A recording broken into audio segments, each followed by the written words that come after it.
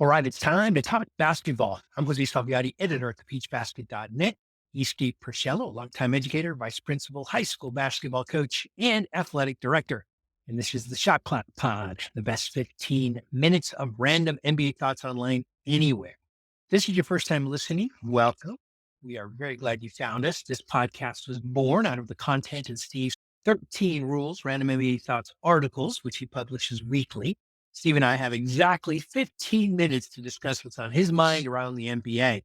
Today, we discuss his latest 13 Rules Random NBA Thoughts article, where he discusses his thoughts after week 17 of the 2024-25 NBA season, just before the All-Star game break. All right, Steve, are you ready? Ready. All right, let's start the timer. We start in New York. The New York Knicks are 36-18. Currently third in the Eastern Conference, which is a solid spot to be in. This is one of the best teams in the Eastern Conference. Yet you called out an interesting stat about them against the best in the NBA. What's that stat, and what's it tell you about the Knicks? You have to agree that Cleveland, Boston, and Oklahoma City are the best. The Knicks are 0-5 against those teams. They still have 5 games left, 3 with Cleveland, 2 with Boston. Boston's blown them out twice. They need to play a game that they can hang in and win against those teams. They have 5 shots, so they should. But the point being that a lot of times you throw out the regular season record and so on in the playoffs. However, if you get beat 10 times, you got a problem by the 3 best teams. And it's got to be a psychological issue then where you just don't think you can go out and beat them. And that's 3/4 of the game right there. So they've got to begin to show that they can win. Now, Mitchell Robinson coming might help them because suddenly now they've got 6 guys they can depend on.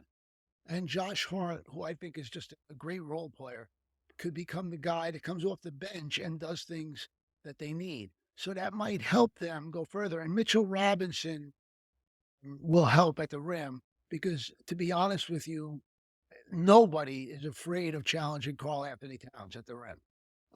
Every team goes right at him.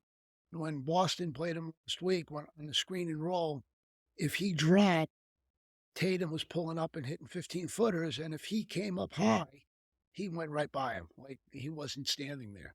So you got to do something, and you got to pick your thing. But the Knicks have to play well against them. And something I'm going to add.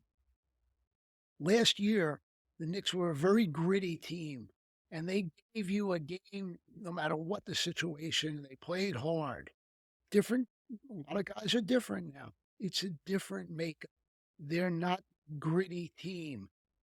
Feel they've got enough talent to win these games, and they do.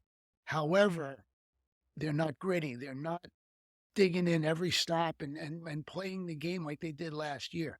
Again, they do have more talent. We'll see where that takes it. Now, I want to call out specifically what you said about Josh Hart. Hey, you didn't just call him a good role player, you called him the best role player in the NBA. Now, that's something we hadn't planned to discuss here today, but that's high praise for this guy. What do you think makes him the best role player in the NBA? He does whatever they need. If they need points, he goes and scores. I use the case in point was when Brunson had 5 fouls on him. He sat out much of the second half. Josh Hart went for 30 that night. He's not a good shooter, but he can be counted on when it counts. He also cuts to the basket real well. But the interesting thing that I found the most interesting, he's 6'4". He's 9th in, I forgot the number, but he was in the 17th in the league in rebounding with 9.6 rebounds.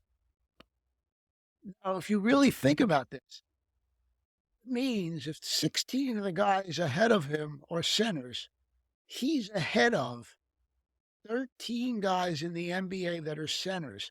Again, I'm going to emphasize 6'4". That's incredible to me.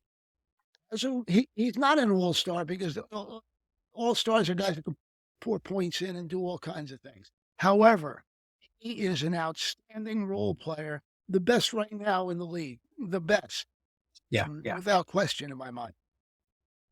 Standing high praise for Josh Hart. Good to hear. Let's stay in the East. We'll talk about Jason Tatum. Here's another guy who's pretty good. Top 10 points, top 10 in minutes played. I was surprised to see that, but it makes sense. And he's one of the best players. Not really. He's the best player on one of the best teams in the association. Yet he's not listed often as a top MVP candidate. Why? One of the problems being on the West Coast is you don't get to see real basketball. But now the truth of the matter is, because they start at 4 o'clock for you, you're still working hard. But truth of the matter is, the last 3 games, Tatum he scored a ton of points, a lot of rebounds, a lot of assists, without getting into the numbers. But more importantly, he took over each game. Against the Knicks in the third quarter, he went for 20, I believe it was 20. He did it again in the stretch, too. He took over a game in the third quarter. Tatum has demonstrated that ability to take over a game, and that's an MVP. The thing about Tatum, his career, it's gone like this, where it's unbelievable for a while, and then he goes back to being Jason Tatum. Key thing here, forget the stats for a minute and begin to watch if he takes over these games. And he's doing all this. When Boston played the Knicks last week, he was guarding Carl Anthony Towns, and he did a good job.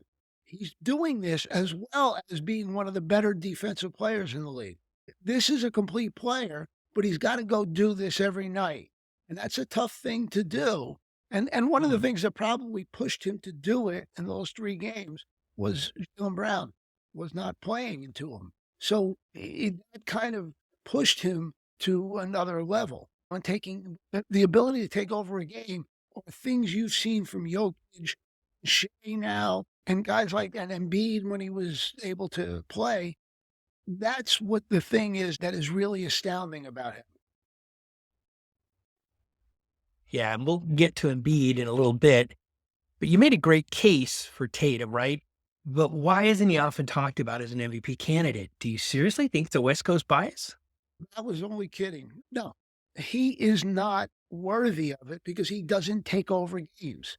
Gotcha. He's got to do that more to get in that discussion. And if he let me tell you something, and I've watched the Celtics for many years in my life.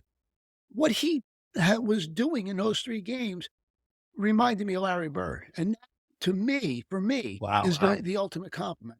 He was just taking over. Just give me the ball, get out of the way, and here we go. And he was scoring 3. He was swinging to the basket, and he was scoring the mid range. I mean, he was just doing it. And then the other thing about him, when teams began to double him, which they did in this 3-game stretch, he began to find other people. They were able to make those shots wide open, and Boston was on the 3. So he was just doing it all, and not doing it in a way that he was selfish. He was doing it in a way for the team. And teams began to double him in those games, and he still was finding a way to get Boston scoring. Yeah, which is what an MVP does. And let's see how it plays out the rest of the season. Now, you mentioned Embiid. This is a great segue.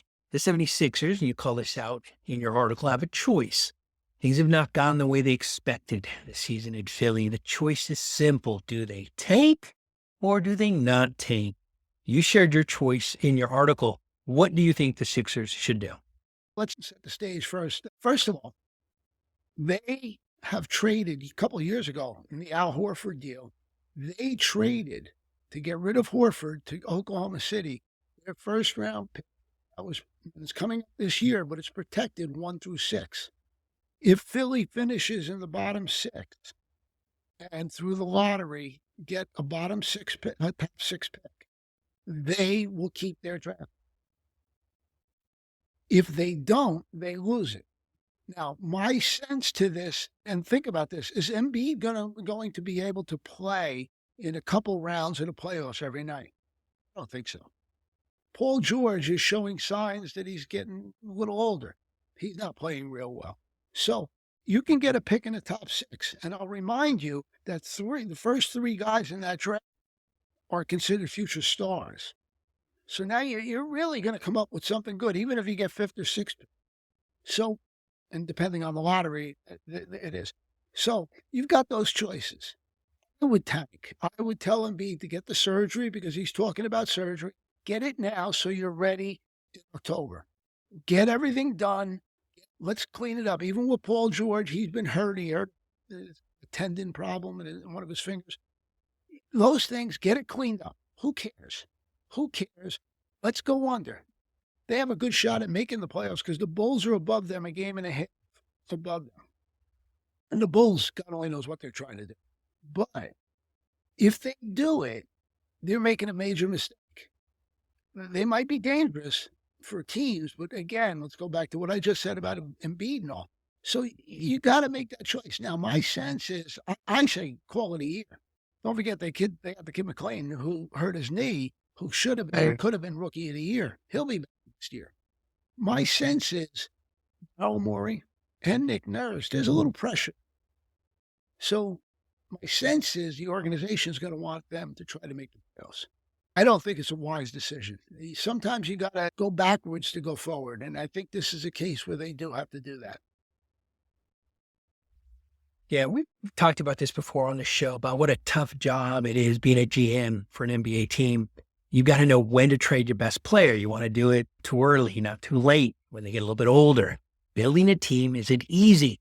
But this is an interesting take on that job of GM. You want to win, but sometimes it makes sense to take a step back, to take a couple of steps forward down the line, to your point. It's a tough call. One of the things that surprised me, Abaselli came over. He was with Boston a couple of years ago, and they cut him because he was terrible. He wasn't in great shape. He was just not good, and no effect on a game. He's come there. He's sculpted a lot better. He can shoot. He can play. Oh, he's making minimum salary. It's a 1-year contract. They could have dealt him. Could have gotten something legit for him because the Sixers can only go so far in offering salary, and he's going to be offered a lot more on the market as a free agent. Maybe you should have cashed him in and gotten something for it. To me, also, that's an indicator that they still think they can get in and be a problem because Yabaselli's developed into a nice player. They've been using him at center. He's only 6'8", and he's held his own. To me, the other thing, too, is, and I know he's been hurt, he got guys like Andrew Drummond, but he's a good player. They could have gotten picks and things for these people if they sold off. They didn't do it. So my sense is they're going to try to win. Yeah, we'll see how it plays out for the Sixers. We talked just a little bit ago about how tough a job it is for a GM to make a decision about when to hold a player, when to let a player go. They let a player go in Dallas. It happened. It was not a dream. And you revisited the AD and Luka trade by bringing up that the Lakers have to start to build around their new star. What do the Lakers need now to build around Luka? Right. Keep in mind, Luka's only got a year in this season on his contract. The Lakers can't offer what Dallas could, nor can any other team. I have to think Luka's going to fall in love with living in LA and the whole bit. I have to believe that. And also the next ordained star and all that nice stuff. However, if you're Luka and Rob Pelinka does not go out and get a big this summer, that can play, because Luka's big on pick and roll and throwing the lob. If they don't do it, and I believe he's the one who told Pelinka to get a big now, and it fell through. If they don't do it, he's got to do some thinking. And all I'm saying to you is, if he falls in love with LA, we know the decision. However, as a free agent, the Lakers would get something probably because it would be a sign and trade. But as a free agent, every team in the league, most teams in the league, will be moving money to him and are trying to figure out a way to get him. The Lakers, Pelinka got a little pressure on him in the offseason, and he's got to get a legitimate big man. Could you imagine, and you called this out in your article, if Luka says goodbye to LA, which he could do? I just think that's crazy. It would be like rebuking the Laker mystique, all that things that go on, and just moving on. But when you begin to think about it, I know him and Jokic are good friends. I don't know if Denver could find something that can give him. How about Milwaukee? Him and Giannis playing together. Yeah. You can, a bunch of teams. It would be interesting. Here's a thought that's making the rounds here in LA, which I'm sure is going to shock you, Steve. Lakers need a center. Denver's got a pretty good one. What are you going to do? What are they going to give up? Rui and who else? Just Rui, straight up. That's about what the Laker fan would think. You kidding? They don't have, unless they're going to give away Luka, or they're going to give away, and LeBron, I wouldn't do LeBron for Jokic right now, but there's no way you can get him. That's just silly stuff. And Luka, and Jokic would be the last guy comfortable living in Los Angeles. That's a fair point. It doesn't fit. Understand the Laker fans are just hoping, they're tilting at windmills, they're Don Quixote, and it's a joke. It's typical Laker fans. Realism is not there. And on that note, Laker fans, it is Steve Purciello, not I. Just make sure that you get that right. Well, you've got to get it straight, because offline you tell me how crazy these Laker fans are. So let's be honest here. See, I'm going to have a lot of fun editing this show. That is it. Our time is up. Thanks for listening. As always, we're grateful that you did. Make sure to read Steve's entire 13 Rules Random NBA Thoughts article. We'll link it anywhere you're listening or hearing this show now. And please consider subscribing, liking, sharing. All that stuff matters. It goes a long way, and we're grateful for it. Please join us next week when we'll have more NBA Random Thoughts after week 18 of the 2024-25 NBA season. And remember to join us on the Shot Clock Pod, the best 15 minutes of random NBA thoughts online anywhere. We'll talk next week. Thanks, Steve. See you.